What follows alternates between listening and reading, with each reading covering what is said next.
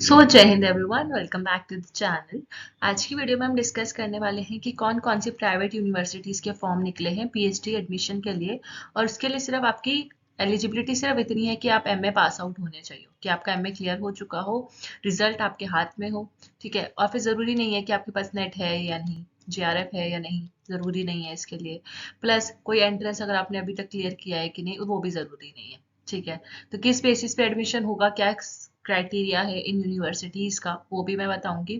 Plus central universities में बहुत कम chances होते हैं कि आपको एडमिशन मिल जाएगा। ठीक है, क्योंकि वहाँ बहुत मारामारी है, कंपटीशन बहुत ज़्यादा है। सो मेरा ये होगा मानना कि आपने मेरी पुरानी वीडियोस देखी होंगी, जो मैंने कम से कम 5 यूनिवर्सिटीज़ पे बनाई है, 5 सेंट्रल यूनिवर्सिटीज़ पे। वो वीडियो मैंने डिटेल में बनाई है। तो वहाँ पे तो आप अप्लाई करो, बट आप साथ-साथ इन यूनिवर्सिटीज़ में भी अप्लाई कर दो, ताकि अगर वहाँ पे नहीं होता तो एटलीस्ट आपके पास यहाँ चांसेस है कि आप यहाँ पे अच्छा स्कोर कर सकते हो इंटरव्यू में। ठीक है, सो यहाँ पे देखो, फेलोशिप यहाँ पे भी मिलनी है। सेंट्रल यूनिवर्सिटी में ज्वाइन करोगे, पीएचडी की फेलोशिप यहाँ पे भी मिलेगी, यहाँ पे भी मिलेगी। पढ़ाई यहाँ पे भी होगी, यहाँ पे भी होगी। बस हाँ, एक ह्यूमर रहता है हमेशा से कि नहीं, सेंट्रल यूनिवर्सिटी ज़्यादा अच्छी है। कोई मैटर नहीं करता, कोई आपसे पूछेगा नहीं कि आपने पीएचडी कहाँ से करी। ठीक है, आपको अमाउंट से मतलब होना चाहिए, पढ़ाई वहाँ पे अच्छे से हो रही है कि नहीं, उससे मतलब होना चाहिए। ठीक है, तो अभी देखते हैं कि करके सारी यूनिवर्सिटीज़ की कौन कौन सी यूनिवर्सिटी में फॉर्म निकले हैं, कितनी फेलोशिप आपको मिलेगी, और क्या क्या बेनिफिट्स हैं। ठीक है, क्या क्या बेनिफिट्स हैं प्राइवेट यूनिवर्सिटी ज्वाइन करने के, वो भी मैं आपको साथ साथ बताती जाऊंगी। सो सबसे पहले प्राइवेट यूनिवर्सिटीज़ के शुरू करने से पहले मैं आपको ये एक इन्फॉर्मेशन देना चाहती हूँ।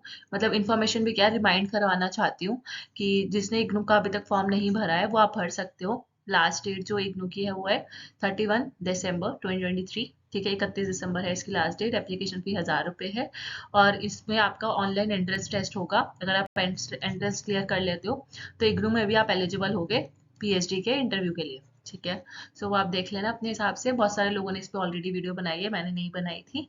ठीक है, सो तो जो सबसे पहली यूनिवर्सिटी है प्राइवेट यूनिवर्सिटी, वो है हमारी शारदा यूनिवर्सिटी। ठीक है, काफी प्रेस्टिजियस यूनिवर्सिटी है, इसकी एड भी आपने टीवी में देखी होगी। ठीक है, तो ये उसका वेबसाइट है, इसमें डिस्क्रिप्शन में डाल दूंगी। लास्ट डेट यहाँ पे आपको दिख रही होगी 31 दिसंबर। और यहाँ पे आपको जैसे ही जाओगे तो अप्लाई नाउ का ऑप्शन आएगा, यहाँ पे अप्लाई नाउ करना। अप्लाई नाउ करने के बाद अभी आपको बताऊंगी क्या क्या चीजें हैं। पहले हम ये देख लेते हैं डिटेल्स। तो एप्लीकेशन फीस इसकी है 1500 रुपये का, ये फॉर्म है, 1500 भरने हैं। उसके अलावा 31 दिसंबर लास्ट डेट है, बता ही दिया। एंट्रेंस टेस्ट जो होगा वो आपका होगा 20 जनवरी को, और रिजल्ट आपका 25 जनवरी तक आ जाएगा, जो भी एंट्रेंस क्लियर करेगा। तभी मैंने बोला आपको नेट जेआरएफ की जरूरत नहीं है इसके लिए, सीधा सीधा एंट्रेंस दो और इंटरव्यू में बैठो। ठीक है, फिर इंटरव्यू आपके 29 जनवरी से 31 जनवरी तक के बीच में। ठीक है, अगर आप देख सकते हो अपने हिसाब से कि आपकी कोई और डेट तो क्लैश नहीं कर रही इसके साथ, तो आप ये फॉर्म भर दो। देन उसके अलावा आपका जो रिजल्ट है वो आ जाएगा 9 फरवरी तक, इंटरव्यू का रिजल्ट। और उसके बाद 10 फरवरी से आपकी हो जाएगी पीएचडी शुरू। ठीक है, अब देख लेते हैं इसका फेलोशिप अमाउंट क्या क्या चीजें हैं। तो ये यूनिवर्सिटी ग्रेटर नोएडा में है, और अगर आप फुल टाइम पीएचडी करते हो यहाँ पे, तो आपको फेलोशिप अमाउंट भी मिलता है, प्लस असिस्टेंटशिप भी मिलती है। असिस्टेंटशिप मतलब ये आपको अपने वहीं पे, अगर आप अच्छे से पीएचडी करते हो ना, तो आपको वहीं पे असिस्टेंट प्रोफेसर भी की नौकरी भी दे देते हैं, मतलब जॉब भी दे देंगे आपको साइड बाय साइड, और आप वहाँ पे असिस्टेंट प्रोफेसर भी पढ़ा सकते हो। तो ये बहुत अच्छी बात है, ये मैं आपको बता रही थी कि यहाँ पे ये बेनिफिट होता है कि आपको पीएचडी का जो फेलोशिप अमाउंट है वो तो मिलेगा मिलेगा, लेकिन साथ साथ आप इन्हीं के इंस्टीट्यूट में पार्ट टाइम प्रोफेसर भी लग सकते हो, अगर आपका जो पीएचडी है काफी अच्छे से निकल रही है। ठीक है, आप अच्छा स्कोर कर रहे हो पीएचडी में। ठीक है, आपका मेंटोर आपसे खुश है, तो वो आपको साथ साथ असिस्टेंटशिप भी दे देता है। ठीक है, तो यहाँ पे आकर आपके पास नेट क्लियर होगा। ठीक है, आप एंट्रेंस के बेसिस पे भी जा सकते हो, प्लस नेट के बेसिस पे भी जा सकते हो। फिर आपको एंट्रेंस नहीं देना पड़ेगा, मतलब नेट या जीआरएफ है अगर आपके पास, तो आपको एंट्रेंस देने की जरूरत नहीं है। सीधा आप नेट जीआरएफ के बेसिस पे जा सकते हो इंटरव्यू देने। और 8,000 रुपये मिलेंगे उनको, बाकी लोगों को, बाकी यानी कि जो एंट्रेंस के बेसिस पे आएंगे वो 8,000 पर मंथ है उनका फेलोशिप, और 15,000 नेट वालों के लिए है। लेकिन यहाँ पे 10,000 एक्स्ट्रा भी मिल रहे हैं, एक्स्ट्रा पे कर रहे हैं आपको। क्यों? अगर आप वहाँ पे एज अ टीचिंग असिस्टेंटशिप देते हो, मतलब उन्हीं के स्कूल या उन्हीं के डिपार्टमेंट में अगर आप प्रोफेसर लग जाते हो, तो वो आपको बस 12 घंटे काम करना है पर वीक। ठीक है, तो वहाँ पे आपको 10,000 एक्स्ट्रा भी मिलेंगे। तो मतलब अगर आप नेट हो तो प्लस 10,000 यहाँ कर लो, 25,000 तक, और यहाँ पे 8,000 वाले हो तो 8,000 में 10,000, 18,000 तक आपको मिल सकता है। प्लस इन्होंने बोला आपका मिनिमम स्कोर जो है पीएचडी स्कॉलर्स का सक्सेसफुल पीएचडी के लिए वो 7 सीजीपीए होना चाहिए। तो ये तो बात की बात है, जब आपका पीएचडी खत्म होने वाला होगा तो आपका कम से कम 7 सीजीपीए होना चाहिए, एक अच्छा स्कोर माना जाता है। देन यहाँ पे ये वेबसाइट पे जब हम अप्लाई नाउ पे क्लिक करते हैं तो ऐसा कुछ आता है, यहाँ पे नेम, ईमेल आईडी, ओटीपी मांगेगा, अप्लाई नाउ कर देना। अप्लाई नाउ करने के बाद आपको, या तो अगर आप आएगा फिर लॉग इन, ठीक है, तो पहले रजिस्ट्रेशन करोगे, ये रजिस्ट्रेशन वाला बॉक्स है, फिर लॉग इन करना है। अगर आप ऑलरेडी रजिस्ट्रेशन कर चुके हो तो ऑलरेडी अप्लाइड में जाना और यहाँ पे जाके लॉग इन कर लेना। देन जैसे ही आप लॉग इन करते हो तो ऐसा कुछ आपके सामने आ जाएगा, तो ये सारे इंस्ट्रक्शंस पढ़ लेना। और इसमें जो मेन इंस्ट्रक्शन है वो ये है कि जो आपकी सिस्टम आईडी होगी ना, वही आपका रजिस्ट्रेशन नंबर है, ठीक है। तो आप जैसे ही रजिस्टर करते हो तो आपको एक सिस्टम आईडी मिलती है, वही आपका रजिस्ट्रेशन नंबर होता है लॉगिन करने के लिए, और जो आपका पासवर्ड होगा वो पासवर्ड आपका एप्लीकेशन नंबर होगा, ठीक है। तो बाकी सब आप पढ़ सकते हो। देन आपका पर्सनल डिटेल्स मांगेगा, educational details, photo and signature, और डॉक्यूमेंट्स अपलोड करने हैं, 10th 12th ग्रेजुएशन के, पोस्ट ग्रेजुएशन की डिग्री अगर आपको मिल गई है तो अपलोड कर दो, नहीं तो सिर्फ मार्कशीट भी चलेगी, ठीक है। और फिर एमफिल है तो एमफिल अपलोड कर दो, वरना मत करना। फिर नेट का सर्टिफिकेट वगैरह है तो वो अपलोड कर सकते हो। इसके अलावा आधार कार्ड मांगा हुआ था जो इस, ठीक है, आधार कार्ड भी है। और एक एक्सपीरियंस सर्टिफिकेट यानी कि अगर आपने पहले कहीं इंटर्नशिप करी है, कहीं पढ़ाया है, तो वहाँ का सर्टिफिकेट है तो वो भी अपलोड कर सकते हो, वरना ज़रूरी नहीं है, ठीक है। तो ये फॉर्म मैंने ऑलरेडी भर के देखा था, तो मुझे ऐसा सच कुछ दिखा नहीं कि यहाँ पे किसी बच्चे को दिक्कत आएगी। देन उसके बाद शारदा यूनिवर्सिटी की एक एडवर्टीजमेंट है जनवरी 2024 बैच के लिए, कि कौन कौन से डिपार्टमेंट्स में इनके पास सीट्स अवेलेबल हैं और कहाँ। मतलब आप देख लो, अब यहाँ पे ये मेन है कि आपको पीएचडी में अप्लाई करना चाहिए कि नहीं, यहाँ पे शारदा में। अगर आपका यहाँ पे डिपार्टमेंट ही नहीं है तो आप कैसे अप्लाई करोगे, राइट। और फेलोशिप आपको मिल जाएगी, ये फेलोशिप रूल्स मैंने आपको पहले ही बता दिए, एंट्रेंस टेस्ट होगा, इंटरव्यू होगा, फिर एडमिशन फीस 1500, ये सब हो गया। देन हम चलते हैं, ये डिपार्टमेंट है Sharda school of engineering and technology, यहाँ पे बायोटेक, सिविल इंजीनियरिंग, ये नेम ऑफ पीएचडी डिसिप्लिन है, ये डिपार्टमेंट्स है इसके अंदर।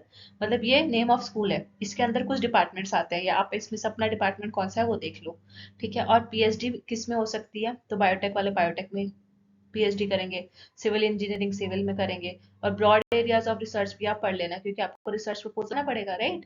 तो आप ये आपका रिसर्च प्रपोजल के लिए यहाँ से आपको आइडियाज मिल जाएंगे। फिर उसके बाद Sharda school of business studies है, उसमें मैनेजमेंट है, बिजनेस एंड कॉमर्स है, मीडिया फिल्म एंड एंटरटेनमेंट है, मास कम्युनिकेशन, ये है sciences and research, medical sciences, then basic science and research, physics, chemistry, maths, life sciences है। और लाइफ साइंसेज के अलावा यहाँ पे ये कट हो गया, इन्वायरमेंटल साइंस है ये, ठीक है, इन्वायरमेंटल साइंस भी है। देन ह्यूमैनिटीज के सब्जेक्ट है, political science, sociology, economics, psychology, history, English, ठीक है, यहाँ ये सारी चीजें यहाँ पे अवेलेबल है। देन अलाइड हेल्थ में allied health sciences, dental sciences है, देन स्कूल ऑफ लॉ है, ठीक है। बस ये इतने ही है जितने मैंने आपको दिखाया ना, बस इतने। अगर इसके अलावा आपका और कोई डिपार्टमेंट है, ठीक है, तो आप यहाँ अप्लाई नहीं कर सकते। जितने ये 9 थे ना, 9 के अंदर ही अगर आपका डिपार्टमेंट आता है तो आप अप्लाई कर सकते हो यहाँ पीएचडी के लिए, अदरवाइज नहीं। और फिर इन्होंने यहाँ पे ये बता दिया मैंने आपको एंट्रेंस टेस्ट की डेट वगैरह, ये सब डिस्कस कर चुके हैं। एलिजिबिलिटी क्राइटेरिया मैंने आपको बता देती हूँ। एलिजिबिलिटी में आपका वही मिनिमम 55% होने चाहिए एमए में, और अगर आपका SC ST OBC है तो 5% रिलैक्सेशन होना चाहिए। फिर उसके अलावा आपको ऑनलाइन एग्जामिनेशन क्लियर करना पड़ेगा, मतलब जो एंट्रेंस कंडक्ट करेंगे ना 20 जनवरी को जो एंट्रेंस है वो क्लियर करना पड़ेगा, फिर इंटरव्यू होगा। अगर आप एंट्रेंस नहीं क्लियर करना चाहते, आपके पास नेट, गेट, सेट या यूईटी क्लियर है, मतलब कोई भी ऐसा टेस्ट जो कि गवर्नमेंट ऑफ इंडिया ने कंडक्ट कराया है, तो इसमें लिखा है कि आप एग्जेम्प्टेड हो एंट्रेंस टेस्ट के लिए, मतलब आपको एंट्रेंस टेस्ट नहीं देना, पर आप सीधा इंटरव्यू में आ सकते हो, ठीक है। और एमफिल जिनके पास है, MPhil degree holders from UGC accredited universities are also exempted। तो जो एमफिल है जिनके पास, वो भी exempted है इसमें, ठीक है। That's very very very very important point, कि कौन कौन exempted है, जिनको एंट्रेंस नहीं देना, ठीक है। एमफिल वाले भी सीधा इंटरव्यू के लिए जा सकते हैं। अब एंट्रेंस टेस्ट जिसको देना है, उनका वो सिलेबस क्या होगा, तो 70 एमसीक्यूज जो होंगे, वो आपके 70 एमसीक्यूज आएंगे टोटल इनके एंट्रेंस टेस्ट में। 50 एमसीक्यू जो होंगे कोर सब्जेक्ट से होंगे, मतलब जो जैसे कि अगर आपका कोर सब्जेक्ट पॉलिटिकल साइंस है तो 50 एमसीक्यू पॉलिटिकल साइंस के होंगे, और 20 एमसीक्यू होंगे आपके रिसर्च एप्टीट्यूड से, रिसर्च एप्टीट्यूड यानी कि रिसर्च मेथडोलॉजी। ठीक है, इसकी मैं पूरा प्लेलिस्ट अलग से बना रखा है। रिसर्च में मैंने आपको बहुत सारे क्वेश्चंस कवर कराए हैं, तो वो प्रैक्टिस करके जाना इनफ होंगे, उससे ज़्यादा बाहर से नहीं आएगा जो मैंने क्वेश्चन प्रैक्टिस कराए हैं। तो 20 MCQ वहाँ से और 50 आपको अपने पेपर के अकॉर्डिंग करना है, तो 70 क्वेश्चन का ये एंट्रेंस टेस्ट होने वाला है। उसके अलावा आपका जो सिलेबस है वही आपका होगा कि पीजी लेवल का, जो आपने पीजी लेवल में पढ़ा है पोस्ट ग्रेजुएशन के टाइम पे एमए में, वही सब चीज़ें पूछी जाएंगी जैसे हमेशा एंट्रेंस में पूछी जाती हैं। और इसके अलावा और जो बाकी है वो 30 मार्क्स का आपका इंटरव्यू होगा, तो 70 मार्क्स का आपका एंट्रेंस, 30 मार्क्स का इंटरव्यू। लेकिन जो इन्होंने बोला है कि जो एग्जेम्प्टेड कैटेगरी वाले हैं ना, जो रिटन टेस्ट नहीं दे रहे, उनका जो इंटरव्यू है वो 100 मार्क्स का ही काउंट होगा। ठीक है, वो उनका इंटरव्यू 100 मार्क्स का होगा।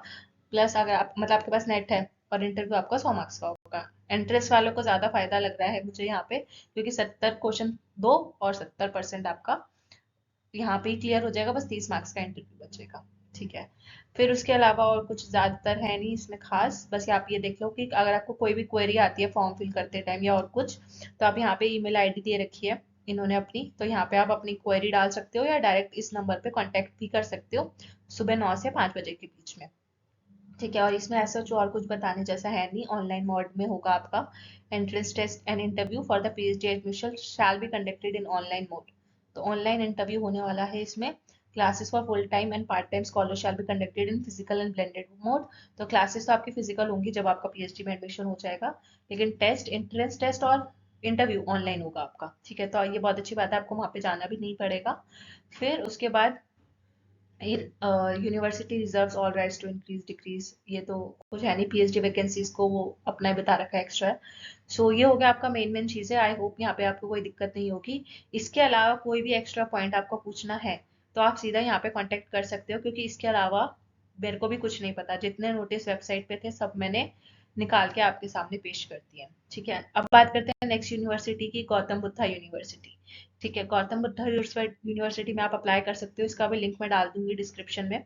30 दिसंबर इसकी आखिरी डेट है। एप्लीकेशन फीस 1200 रुपये है और 7 जनवरी को इसका एंट्रेंस एग्जाम होने वाला है। ठीक है, कब होगा? 7 जनवरी को होगा। और एडमिशन होगा आपका एंट्रेंस के थ्रू। ठीक है, एंड इंटरव्यू के थ्रू। और जो नेट है, सेट है, स्लेट है, जेआरएफ जो है, वो एग्जेम्प्टेड होंगे एग्जाम से, मतलब वो डायरेक्ट इंटरव्यू में जा सकते हैं। ठीक है, आपको एंट्रेंस देने की जरूरत नहीं है। उसके अलावा यहाँ पे इन्होंने ये सब बता दिया मैंने आपको। डेट ऑफ इंटरव्यू दे रखी है, फाइनल रिजल्ट बता रखा है 14 जनवरी को आएगा, और डॉक्यूमेंट वेरिफिकेशन 15 जनवरी को। ठीक है, सो ये ऑफलाइन में होगा। जो हमने पहले पढ़ा वो ऑनलाइन था। किसका? शारदा यूनिवर्सिटी ऑनलाइन एंट्रेंस करवा रही है और ऑनलाइन इंटरव्यू करवा रही है। लेकिन जो गौतम बुद्धा यूनिवर्सिटी है ये भी है हमारी नोएडा में ही है। ठीक है, यूपी की है, नोएडा यूपी में है ये यूनिवर्सिटी। यहाँ पे भी आप अप्लाई कर सकते हो, काफी अच्छी है। ठीक है, यहाँ पे आपने को बता रखा है कि कौन कौन से इसमें ये एग्जाम कंडक्ट करवा रहे हैं। ठीक है, तो अगर आपका इनमें से कोई एग्जाम डिपार्टमेंट है तभी आप यहाँ पे अप्लाई करना, वरना मत करना। ठीक है, तो ये देख लो, एक स्क्रीनशॉट ले लो कि कौन कौन सा है, या फिर पॉज करके देख लो आपका डिपार्टमेंट इसमें है कि नहीं। जैसे पॉलिटिकल साइंस है, इन्वायरमेंटल साइंस है, मैथ्स, फिजिक्स, केमिस्ट्री। ठीक है, ये सब आप देख सकते हो, लॉ भी है। फिर इसके बाद है एमिटी यूनिवर्सिटी। एमिटी यूनिवर्सिटीज के भी पीएचडी फॉर्म आ गए हैं, लेकिन आपको पता है एमिटी यूनिवर्सिटीज की काफी सारी ब्रांच है, राइट? तो नोएडा की जो है, नोएडा में आपका 3 जनवरी तक है। लखनऊ में 4 जनवरी तक लास्ट डेट है अप्लाई करने की। जयपुर में 14 अगस्त ये जा चुकी है, 14 अगस्त तक थी, जयपुर में खत्म हो गई है डेट। गुरुग्राम में 30 दिसंबर तक है। ठीक है, तो गुरुग्राम वाला कोई अगर है तो पहले भरते हैं ना। बाकी इसकी जो डिटेल वीडियो है, एलिजिबिलिटी क्राइटेरिया वगैरह सब यहाँ पे देखो, जैसे आप खोलोगे ना, यहाँ पे लिखा हुआ है click here to check eligibility criteria, click here for verification certificate, और ये सब चीजें लिखी हुई हैं। डिटेल वीडियो बना दूंगी अगली अगले वीडियो में। अभी तो 3 जनवरी तक है ना, तो मैं 3 जनवरी से पहले या फिर एक न्यू ईयर से पहले पहले आपको एमिटी यूनिवर्सिटी पे भी एक डिटेल वीडियो मिल जाएगी, जैसे कि मैंने शारदा यूनिवर्सिटी की बनाई। तो अगर आपको उससे पहले खुद चेक करना है तो आप खुद चेक भी कर सकते हो, वेबसाइट पे सारे नोटिस अवेलेबल है। देन ग्रेटर नोएडा का भी 3 जनवरी तक है, मुंबई का भी। अच्छा, हर यूनिवर्सिटी में ना अलग अलग डिपार्टमेंट्स है। जैसे पॉलिटिकल साइंस डिपार्टमेंट जो है ना, वो नोएडा वाले ब्रांच में नहीं है, लेकिन जब मैंने चेक किया तो गुरुग्राम वाली ब्रांच में पॉलिटिकल साइंस में पीएचडी अवेलेबल है। कहीं पे है, कहीं पे नहीं है। ठीक है, तो आप अपने अपने डिपार्टमेंट के हिसाब से चेक करना, वो मैं आपको डिटेल में बता दूंगी। या जब आप इस पर क्लिक करोगे ना, last date to apply and test date, इस पर जब क्लिक करोगे तो आपको वहाँ पे अलग अलग पूछेगा कि आपको कौन सा सेंटर चाहिए। फिर आप उस सेंटर में जाके अपना पीएचडी का प्रोग्राम चेक कर सकते हो। अच्छा, इसमें से मुंबई में नहीं जा सकते, रायपुर वाला भी बंद हो चुका है। कलकत्ता के सबसे पास है 28 दिसंबर। सब अगर 28 दिसंबर से पहले अगर आप ये वीडियो देख लेते हो तो पक्का भर लेना अगर आप कलकत्ता में रहते हो। रांची का भी 30 दिसंबर है, पटना 30 दिसंबर और मोहाली 30 दिसंबर। ठीक है, यहाँ पे आप चेक कर लेना आपके अवेलेबल है डिपार्टमेंट की नहीं। ठीक है, सो ये हो गया। इसके अलावा आपके पास है मानव रचना यूनिवर्सिटी। ठीक है, जिनको नैक A++ एक्रीडेशन मिला है, काफी प्रेस्टिजियस है, जो कि जिनको सेंट्रल यूनिवर्सिटीज को मिलता है ज्यादातर ये, बट इसको भी मिला हुआ है। ये फरीदाबाद में है, आपकी फरीदाबाद हरियाणा में। ठीक है, दिल्ली एनसीआर रीजन के अंदर ही आती है। देन 10 जनवरी इसकी लास्ट डेट है। प्लस सबसे अच्छी बात 35,000 फेलोशिप अमाउंट मिल रहा है, तो आपको जरूर से अप्लाई करना चाहिए। डिटेल वीडियो हम डिस्कस करेंगे eligibility and all next session में, अभी तो काफी टाइम है। तो मैंने लेकिन आपको बता दिया, खुद देखना चाहो तो वेबसाइट पे विजिट करके खुद भी सारी डिटेल पता कर सकते हो या मेरी वीडियो का वेट कर सकते हो। अच्छा सुनो, रुको, मैं आपको दो इंपॉर्टेंट इन्फॉर्मेशन देना चाहती हूँ जाने से पहले। पहला कि आपको जेआरएफ की फेलोशिप जितनी आपकी बनती है, ठीक है, 37,000 हो गई है अभी। ठीक है, तो वो तो आपको हर प्राइवेट यूनिवर्सिटी देगा ही देगा। तो अगर आपका जेआरएफ क्लियर हो जाता है तो अच्छी बात है। ये मैं उनके लिए बता रही थी जिनका सिर्फ नेट है या एंट्रेंस अभी देंगे वो इन यूनिवर्सिटीज में, तो उस केस में क्या है। ठीक है, बाकी ये जो फेलोशिप है वो वैरी करती है डिपार्टमेंट से डिपार्टमेंट और यूनिवर्सिटी से यूनिवर्सिटी। सबका अपना अपना रूल है डिसाइड करने का। ठीक है, बट इतनी है 37,000 मिनी मैक्सिमम। फिर उसके अलावा दूसरा पॉइंट जो मुझे आपको बताना था, फीस। इन सब प्राइवेट यूनिवर्सिटीज में जो फीस है अप्रॉक्स, आप पहले से प्रिपेयर्ड रहना, 45,000 से लेकर, अगर आपका एडमिशन हो जाता है 1 लाख तक फीस जाती है। ठीक है, एमईटी की तो बहुत हाई फीस है पीएचडी में इनरोल करने की। ठीक है, किसी किसी में 45,000 है। अभी जो मैंने देखी थी गौतम बुद्धा की फीस देखी थी, उसकी 20,000 कुछ थी। ठीक है, तो यहाँ पे आपको पीएचडी में एडमिशन जब आपका हो जाएगा तो वहाँ पे आपको इतनी फीस देनी पड़ सकती है। ठीक है, तो आप अपनी फीस भी चेक कर लेना, तो आप उसके लिए प्रिपेयर्ड रहना। पर ये अच्छी बात है कि जितनी आप फीस भरोगे ना, उतनी फीस आपकी कम से कम मैक्सिमम से मैक्सिमम 6 महीने में रिकवर हो जाएगी जब आपकी फेलोशिप आएगी। तो डिपेंड करता है कितनी फेलोशिप आ रही है। तो जितना आप फीस भरोगे, वन टाइम इन्वेस्टमेंट है। ठीक है, उसके बाद आपका जब फेलोशिप आना स्टार्ट होगा तो धीरे धीरे वो अमाउंट रिकवर हो जाएगा। ठीक है, सो ये दो चीज़ें मुझे आपको बतानी थी। तो thank you so much for watching. अगर कुछ भी एक्स्ट्रा इन्फॉर्मेशन आपको चाहिए तो आप मेरे को कमेंट सेक्शन में बता सकते हो। डिटेल में किसी और यूनिवर्सिटी की वीडियो चाहिए तो वो भी बता देना कि एमईटी की मैं बनाऊँ या नहीं बनाऊँ। ठीक है, वो आप सबके ऊपर है। तो ऐसे ही अच्छा लग रहा है तो do subscribe and bye bye, take care.